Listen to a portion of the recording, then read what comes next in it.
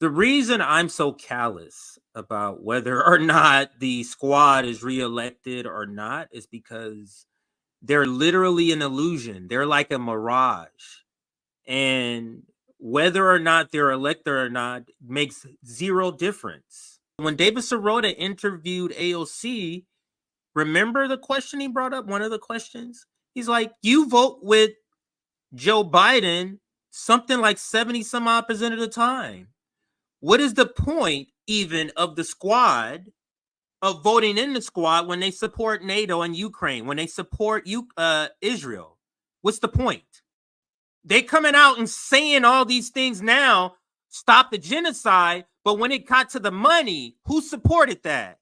Who supported the Iron Dome? So whether they win or not is quite irrelevant to me. But let's start here. This is the headline. Democrat pro-Israel. Yeah, you understand that doesn't say GOP pro-Israel group. So the people on your team, when you are a social democrat and you call yourself a progressive Democrat, the people on your team will be the ones that take you out, not the Republicans. That's how unwanted you're in. You're just wanted for your number, not for your ideas. This is why it's so important not to support the squad, because the squad's ideas are not what's going to be executed. You're giving the reactionary imperialist Democratic Party, whose leadership is the same as the Republican leadership as far as their goal, you're giving them the power by giving them more, by giving them the majority. You're not giving AOC's ideas. You're not giving Bernie Sanders' ideas the majority. You're giving, this is how we get the genocide here. This is how we got to Joe Biden facilitating the genocide instead of Donald Trump. So the headline says, Democrat pro-Israel group looks to oust 2 squad members from Congress. Democratic majority for Israel PAC endorses challengers to AOC's allies, Cori Bush and Jamal Bowman. Let me read a little bit, and then we're going to get to the video. A pro-Israel Democrat group is looking to oust 2 controversial far-left squad members from their seats in Congress this cycle. You might be saying, far left? What the fuck? The only people who would describe Jamal Bowman, AOC, even Bernie Sanders as far left is who? We all know this. GOP. So this is Fox News. Where's it at? Yeah, this is Fox News. So understand that's the perspective.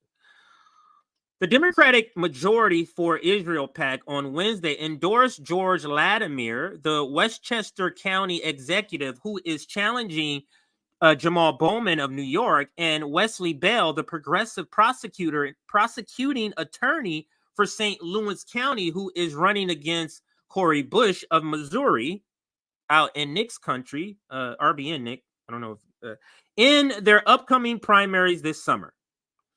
The group is the latest in a string to target the squad members over their contentious comments regarding Israel. And I'm going to pause here.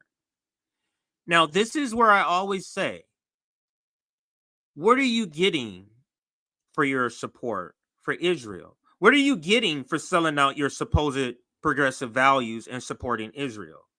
Because when you straddle the line, you get the same fire from the Israel lobby as if you're on the opposite side. So what are you getting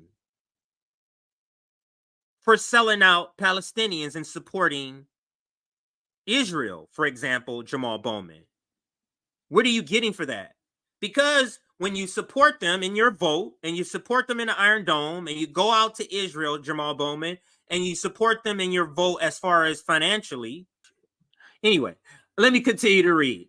The efforts to oust Bowman and Bush come after the representatives made a string of controversial comments and actions with regard to Israel, which has drawn the ire of such groups. Now I remember what I was saying. So you support them in all the finances. So you think, oh, they got my back. They know they're not gonna come after me and then something happens to the Palestinians. So now you have to at least say something to address Palestinians to prove anything that you have any sort of progressive ideas to the people who follow you. So you go, this is bad for the Palestinians, or the Palestinians should have this human right, or then the Israeli lobby is going to attack you the same way as if you were not supporting them in your vote. And you're seeing that now. AIPAC pledges $100 million to oust any of these people who aren't staunchly, is like a Richie Torres. You don't say anything good about the Palestinians. Hold on while police and fire trucks go by. Okay. Did I skip a part here? Let me make sure.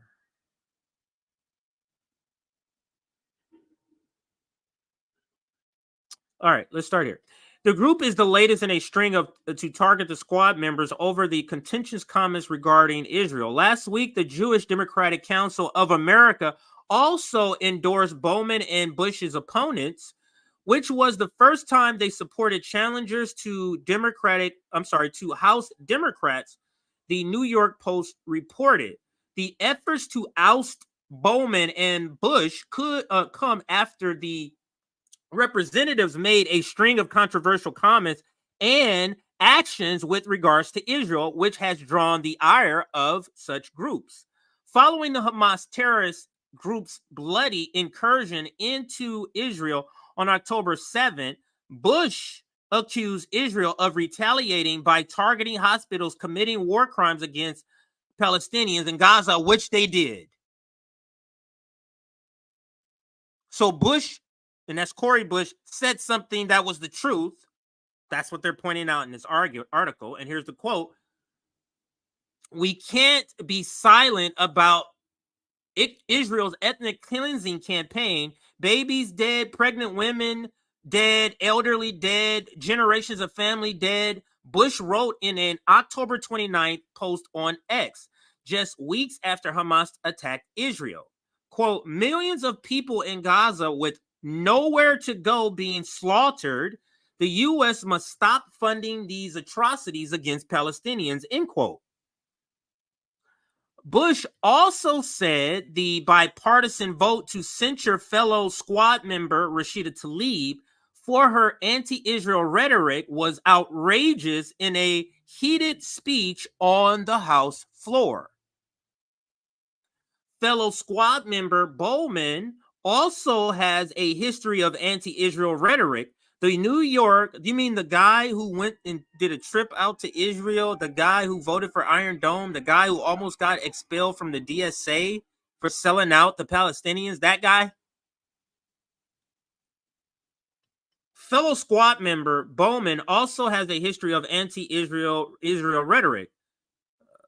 The New York Democrat said reports of Israeli women being raped by Hamas terrorists were propaganda just days after taking part in a viewing of footage of the Hamas attack. Quote, there was propaganda used in the beginning of the siege, end quote, Bowman said in a TikTok post discovered first by Politico. Quote, there's still no evidence of beheaded babies or raped women, but they still using that lie for propaganda, end quote. That's true. So you see how Bowman, because he's the worst out of all of them, probably besides Max Frost, but Bowman sold out Palestinians quite quickly. And he votes for Israel packages. He votes for Iron Domes. He, like I said many times, he took trips out to Israel, but because he says this part, which is accurate, the Israeli lobby comes after him with $100 million. So, like I said, what do you get out for selling out the Palestinians if AIPAC is going to come after you anyway? I can tell you what you lose. You lose the radicals. You lose the gritty people. You lose the people in the trenches. Those are the people you need to sustain onslaught of money from the establishment. You saw Nina Turner lose the same sort of core constituency you need to fight that. You know who didn't lose that and who kept win, even though they tried to recall her? Shama Sawant. Shama Sawant survived many times. In the one particular recall effort that I remember, she was on the ground with the same people she had been with, that she never sold out, that she wasn't on the fence with. Those people showed up. Unlike Nina Turner, who couldn't survive the onslaught of money because of her rhetoric and because some of the things she was saying to sell out certain segments of her core constituency. The radicals left her. The people in the trenches, who you're going to lose. And the same thing is happening here with Jamal Bowman and Cori Bush. Cori Bush came up to the freaking... Actually, I'm getting ahead of myself. That's coming up. Here's another one. He has also been criticized for defending a mural of National of Islam minister Louis Farrakhan, who said Jews were the synagogue of Satan. Now, you notice how they don't have this whole thing in quotes where it says Jews included the synagogue of Satan, because they're taking, just like any Zionists are taking it out of context. But anyway, and termites and arguing that it should remain in New York. He's talking about Zionists, Louis Farrakhan. Bowman and Bush, alongside some other fellow squad members, it should get Zionists the same thing, boycotted Israeli President Isaac Herzog's speech in Congress in July, months before the deadly Hamas attack, in protest of what they said were human rights abuses against Palestine. So because all of that, they're being targeted, according to this article from Fox. Now let's continue. Before I get to this, let's switch over to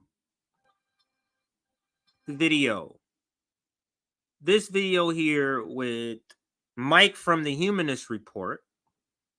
And let me just tell you, let me see if I can get the picture. So I'm going to go out of this. Just bear with me here, because it's I want you to see the graphic for the show, for the stream.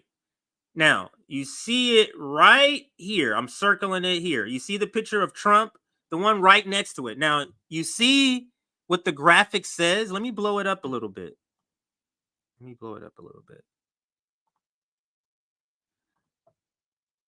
Look at that. It says, we must, the must is in red, defend them. And that's a picture of Jamal Bowman, Ilhan Omar, Cori Bush, and Summer Lee. We must defend them, according to the Bernie Sanders industrial complex. And you know why that is? That's because saving the squad is existential to the Bernie Sanders industrial complex. If the Justice Democrat project begins to implode, where does their influence go? What do they do? So this is really existential for the Bernie Sanders industrial complex. So now let's go to the video.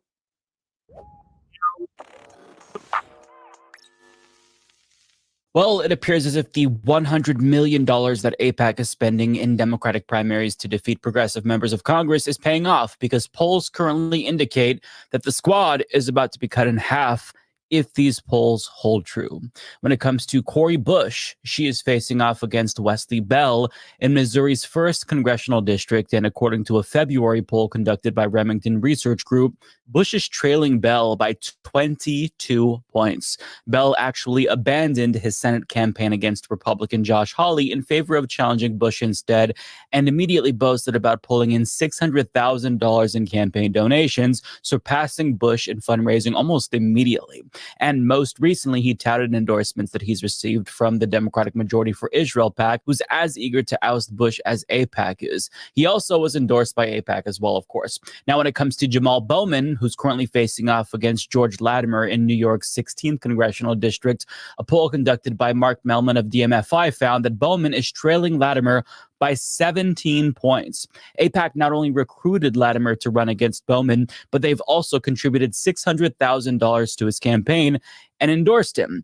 As for Ilhan Omar, who's facing off against Don Samuels in Minnesota's 5th congressional district, things aren't as bleak, but a Victoria Research poll indicates that they are neck and neck. The Tennessee Star writes, when likely Democratic primary voters were initially asked about their preferences between Omar and Samuels, 49% said Omar, 30% said Samuels, and 21% said undecided. However, the same poll found that the margin shifted to tie between the two candidates, 41 to 41%, after those same voters heard Samuel's message of being a progressive and pragmatic alternative to Representative Omar without the divisive comments and history of taking unpopular votes. Now, keep in mind that Ilhan Omar only defeated Samuels in 2022 by less than 2,500 votes, and this was after United Democracy Project, which is one of AIPAC's super PACs, spent $350,000 boosting Samuels last time. So if they spend more this time, odds are they could actually put him over the edge. Now, when it comes to Summer Lee, AIPAC seemingly isn't her biggest adversary this time, at least for now. But in the same way that AIPAC is funded by Republican donors, so too is the PAC against Summer Lee this time. She's facing off against Bhavani Patel in Pennsylvania's 12th congressional district.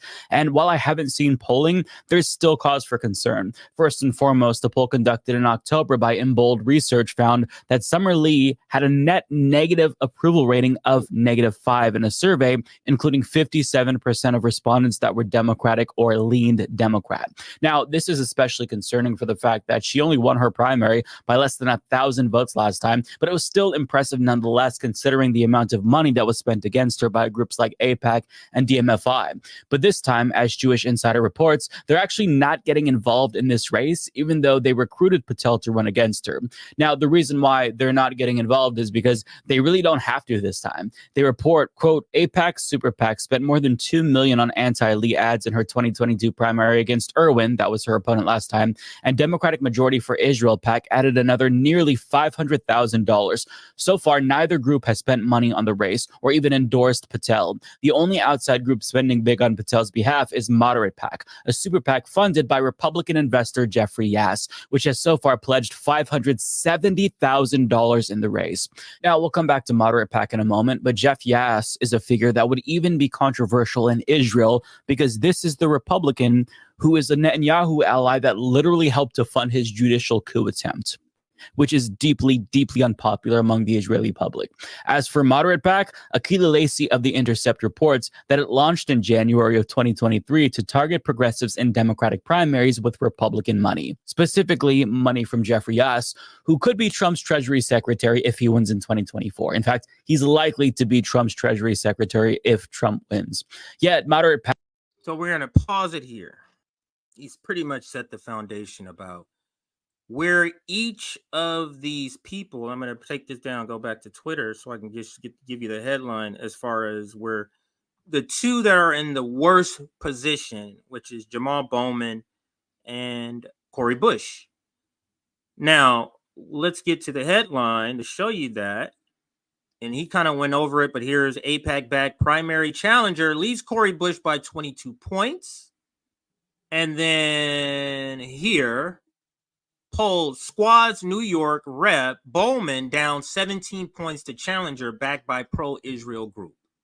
So these are the two that are most vulnerable in this situation here. Okay, so all right, so wanted to establish that first before I go to this, which shows you, and let's go to Cori Bush's one here. This is happening April 11th, which is the day after tomorrow. a live stream, and it's at jdems.us/protect the squad. There's a couple of hashtags, protect the squad, and there's another one, reject AIPAC. So they're fundraising to help fight against the onslaught of money that they're going to be coming their way. Will they be able to get close to 100 million? Absolutely not.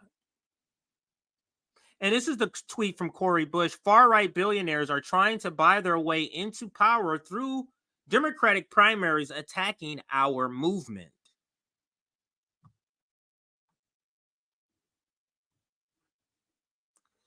Let's read what Justice Democrat says about the same event. AIPAC and their GOP donors are threatening to spend $100 million against a handful of black and brown. You see how they're trying to lean on that here? Because those same black and brown progressives also support stuff like the Democratic Party, stuff like Israel, stuff like Ukraine.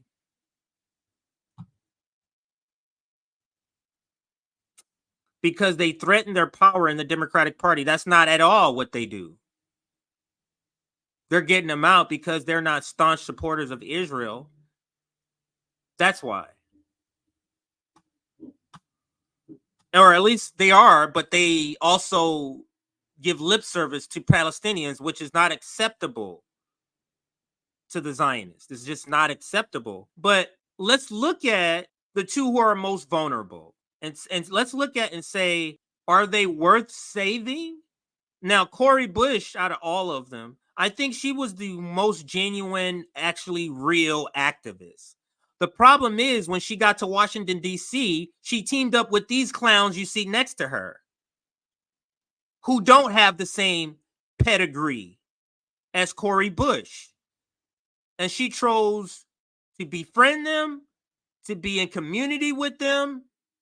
And now she's about to be politically decapitated. Now, did she go to Washington, D.C. and continue to do the things that she was doing in Missouri? No, this is instead, she went to Washington, D.C. and teamed up with the clownish squad and did shit like this. Come on, come on.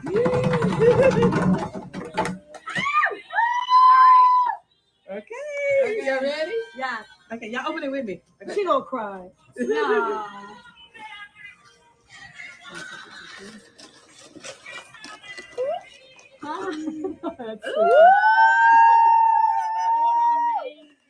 Wow.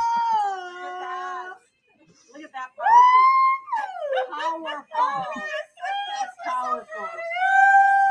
Oh my God. Y'all ready? Hey. Oh, all right, the forerunner, Cori Bush. Oh. A story of pain and perseverance in America. Oh, today is the day. Look at that. Praise for Cori Bush. Yeah. Oh my gosh. Damn. Oh my goodness. They have Whitney Houston, I Am Every Woman playing. You're talking about a pile of clowns. This is clowns on top of clowns on top of clowns. A pile of clowns. Should get a shirt. Pile of clowns, and it shows the squad laying on the ground stacked up. I would love to have a shirt like that. This is clown shit.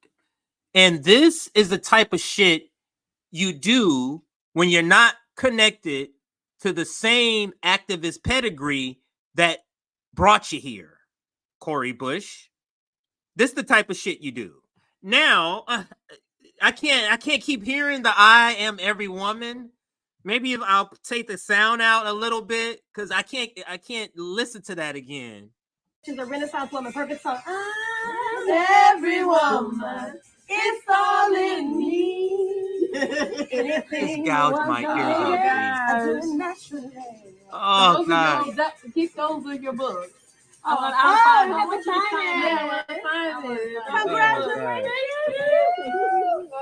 Thank you. All right, Congresswoman, author, ex-Congresswoman to be, nurse, pastor, now once you see the architect of the Ferguson uprising. Show me the video where Shama Sawant is doing this. Show me that video. Shama Sawant beat a recall effort. Money twice more than that spent on her race than she put in her race. Cori Bush is getting what she deserves for coming to Washington and becoming a different person that brought her to Washington. Now let's move on and say, okay, you got her, but Jamal Bowman's been great, right? I think he's been in there long. He's been in there longer than Cori. Yeah, he's been great though, right? Let's see. Has he been great? Let's see. Why did you plead guilty to knowingly pulling that fire alarm when you said that you didn't know it? Initially, you told all of us you didn't know there's a fire alarm. We're still talking about this, man. That's behind me. That's been adjudicated. We're done. Pay the fine. Move forward. In 3 months, it'll be dismissed. But you weren't straight about what happened initially. I was very straight. I was straight from the very beginning. You said you didn't know, though. I was straight from the beginning. Someone did invoke that today on the House floor, though. What's that? That incident, the fact that you've actually pleaded guilty, and he is still just being charged. Yeah, whatever, man. That's all good. Any other questions about anything else? But can you just explain why you said that initially? We already talked about this. Anything else? All right. Peace and love, love, y'all. Why did you? Yeah, we should reelect him. He committed a clown act by pulling a fire alarm to stop a political proceeding and got convicted of that and don't want to be asked about it. But donate money to him to get reelected so next year he can vote for more Israel funding in the next Iron Dome. These guys are clowns. And just to prove more of how Jamal Bowman is a clown, listen to this shit. Slightly off topic, but on topic. Jamal Bowman is the topic. That's why Congress doesn't work for black people. So don't blame Biden. Don't blame members of Congress. White people vote more than black people. White people lobby members of Congress. If you can't hear, Jamal Bowman is chastising black people for not lobbying Congress, and that's the reason. Because black people neither have the interest or the funds to bribe Congress, which you call lobby. He's chastising us. Why would you protect this clown? Yeah. Let me rewind it. Let me rewind it because where is that comment at? I had the same reaction. What the fuck did he just say? He starts right off. So you got to be listening right at the beginning. So let me give you a 3-second countdown so you can be listening right at the beginning. 3, 2, 1. That's why Congress doesn't work for black people. So don't blame Biden. Don't blame members of Congress. White people vote more than black people. White people lobby members of Congress. That's why Congress doesn't work for black people. That's why Congress doesn't work for black people. So don't blame Biden. So don't blame Biden. Don't blame members of Congress. Don't blame members of Congress. White people vote more than black people. White people vote more than black people. White people lobby members of Congress more than black people. White people lobby members of Congress more than black people. This is a new concept of democracy to me. A representative government, they're supposed to represent us, not because we're lobbying them. And let's just analyze what you're saying. White people vote more than black people. I would phrase it this, people. The people who vote more often are the people who get things out of their voting. And the people who don't vote haven't gotten anything out of their voting and it's proven not to get anything out. If you classify them as white and black, that's you. I say this all the time to my family members. Black people have been talking about the same shit for decades. You can literally go watch a Good Times episode and they're talking about high gas prices. They're talking about police brutality. They're talking about minimum wage on the TV show that I watch all the time. I watch a lot of old shit. So if that's your history with voting, why would you continue to do that? Just like the initial video I played with the intro. People aren't voting because they're not getting anything out of it. But that's what this clown says. But the squad and the Justice Democrats believe he needs to be saved. And the Bernie Sanders industrial complex believes that clown needs to be saved. And here's another one. So these are the types of people we want to save, right? Now, she's not up for a vote, I don't think. Yeah, she's not. But she's part of the squad. So we want to re-elect and protect these squad members like this, right? You refuse to call it a genocide in front of everyone. I need you to understand that this is not. It's not okay that there's a genocide happening. You're not actively against it. You're lying. I'm lying. You're not. You went on TV and avoided talking about it. For what? Because now you can't say it's a genocide or what you're deciding for political race. You can't call it a genocide. How do you say We're not lying. We're not lying. You've been You went on saying it in TV. interviews. It's insane. You haven't been calling it a genocide.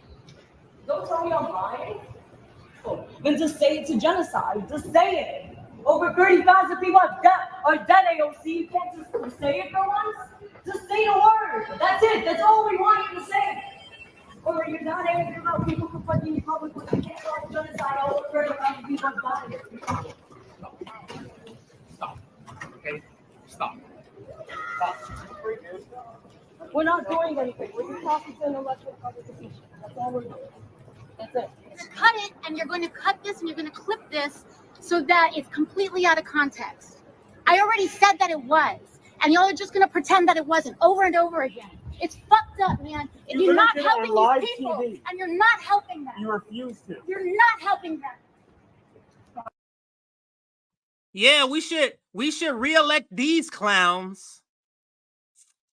Is this serious? Is this serious here? Now let's go back to the Mike Figueroa video and listen to this guy protect these clowns.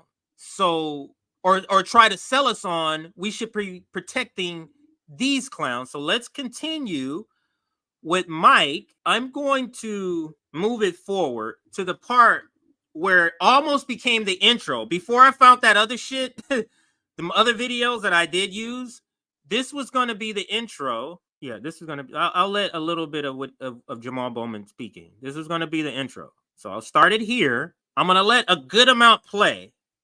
So it's almost like it is the intro again, but let's listen to this part. Don't support black and brown babies in their own districts being killed while being ignored by this political system that has been taken over by big money and politics. Let me put it on the big screen. That's why. But we know throughout American history, throughout human history, everyone who fights for freedom, justice, and equality gets attacked and gets targeted and gets bullied. Everyone who does that. Yeah. So we, Alex, have to wear this as a badge of honor. That's right. But we all need to wear it as a badge of honor because we are the resistance. Yeah.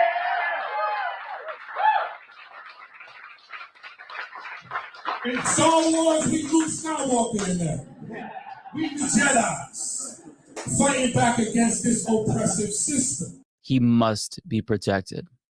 Ilhan Omar, Cori Bush, and Summer Lee, they all must be protected and defended. And if you live in one of their districts, sign up to volunteer if you can. If you don't live in their district, chip in a couple of bucks. I mean, they're going up against political behemoths, and every single penny helps. Now, the last thing that I'll say is this. If the worst case scenario comes to fruition and these progressives, some or one of them, happen to lose their primaries to these AIPAC shills, they cannot concede. I'm going to repeat that. It's controversial, but I'm going to say it again because it's really important. They cannot and should not concede. What they should instead do is immediately pivot to independent campaigns and continue to run against the Republican and the Democrat in the general election. Because if their Democratic opponents are going to play dirty, they should too. Now, a lot of states have sore loser laws that prohibit candidates from running in the general after losing a primary. But guess what? New York is not one of them. And it's not like there isn't a precedent for this. In fact, socialist India Walton beat Buffalo Mayor Byron Brown in a Democratic primary in 2021, but he never conceded. Instead, he launched a sore loser write-in campaign and ultimately defeated her in the general election. Now, I think that this move from Brown was embarrassing, despicable, and pathetic. He lost fair and square, but refused to concede. Having said that, though, it worked. And in the he called it despicable and he said, let's do it. But I let it play for a while. It was hard. He said we must save them. And he based that, and it was weird how he positioned Jamal Bowman's terrible speech as a preface to him saying we must save them. It's pretty bizarre. I'm going to go back to a particular, or to the beginning right after this speech, because I can't, where he goes from the speech to him speaking. He must be protected. Ilhan Omar, Cori Bush, and Summer Lee, they all must be protected and defended. And if you live in one of their districts, sign up to volunteer if you can. If you don't live in their district, chip in a couple of bucks. I mean, they're going up against... So the Humanist Report, why would he come out and say they need donate, like go as far to say donate money? Because remember, when Marianne Williamson was the first one to enter the primary, and she was the only one. It was just Joe Biden and Marianne Williamson. Remember, I covered that shit, and I covered the leftist mafia when they talked about her. And they were laughing. It was a lot of reaction, but he at least was like, oh, you know, she's like whatever, but at least, you know, she's like this, she's like that. And he specifically said, you know, what's wrong with voting for her in the primary? I can't go as far as to tell people to donate money. I can't do that. But here, he can go as far as to say donate money for people like Jamal Bowman, for people like AOC, for people like Cori Bush. And remember the videos I just showed you, Cori Bush at her I Am Every Woman book celebration launch that nobody bought? AOC screaming at protesters. And Jamal Bowman dodging bullets about his clownish pulling of fire alarms. Those are the people he's saying we must save. Because it's existential for the Bernie Sanders industrial complex that the Justice Democrat project continues. Could you imagine if there was no squad, if there was no AOC, there was no Jamal Bowman, you know, all of them, Jamal Bowman, Ayanna, whoever, Cori Bush, there was none of them. What would they be saying right now? What would the Bernie Sanders industrial complex, what would they be playing to? Who would they be playing to? Is this existential for them that this charade they call the Justice Democrat continues? Political behemoths, and every single penny helps.